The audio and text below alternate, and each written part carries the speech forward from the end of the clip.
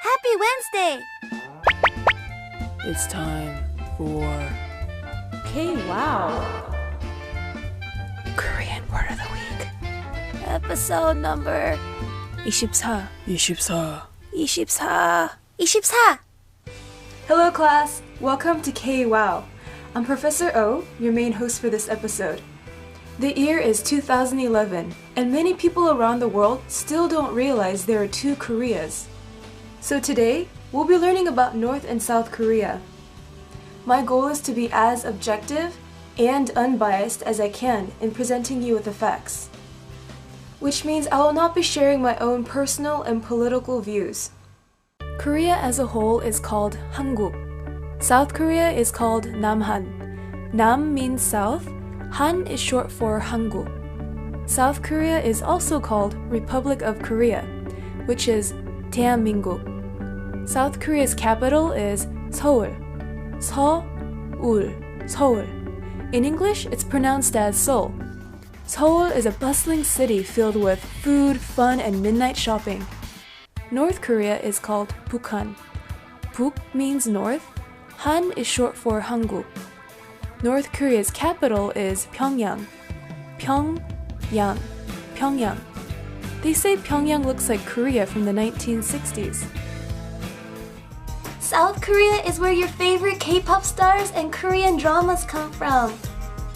North Korea is mainly heard on the news for Kim Jong-il. You may be wondering, how did one Korea become two? Once upon a time, there was one Korea. It was ruled by kings and queens for many centuries. Then there were foreign invasions. With the 1945 Allied victory in World War II, Korea was liberated from foreign ruling. As the northern part of Korea established a communist government, the South adopted democracy. During the Potsdam Conference, the Allies decided to divide Korea along the 38th parallel.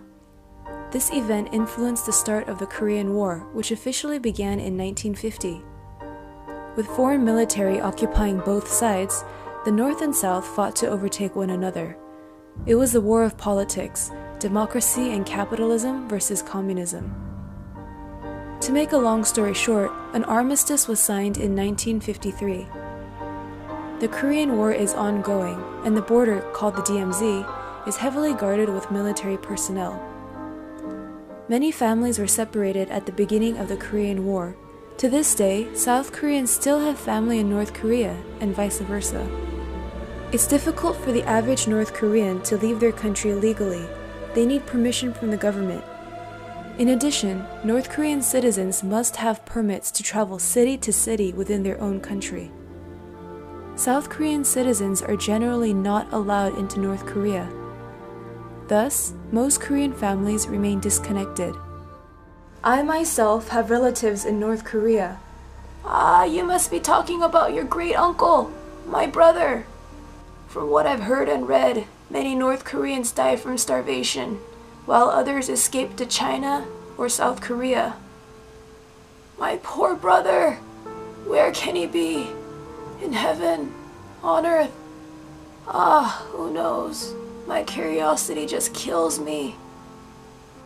Though North and South Koreans lead very different lifestyles and have different mindsets, we still share the same blood. North Korea is a very private country. However, its doors are open to qualified tourists. As of today, November 2011, US citizens can visit North Korea, but not South Korean citizens. Once you're in North Korea, follow their strict rules. Your life depends on it. Be careful what you say. If you insult the North Korean leader, you may be punished. On the other hand, you could visit South Korea anytime. You can take photos anywhere and walk on the streets as freely as you like, sober or drunk. Cheers. That was just water, by the way.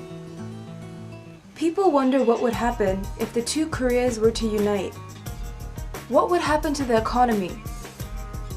What would happen to the political system? What do you think about the two Koreas uniting? The benefits, the consequences. Let us know your thoughts in the comment section below. Don't forget to suggest words for the next KWOW. If you're interested in learning more about North and South Korea, check out the links in the description box below. By the way, here's a satellite photo of North and South Korea at night.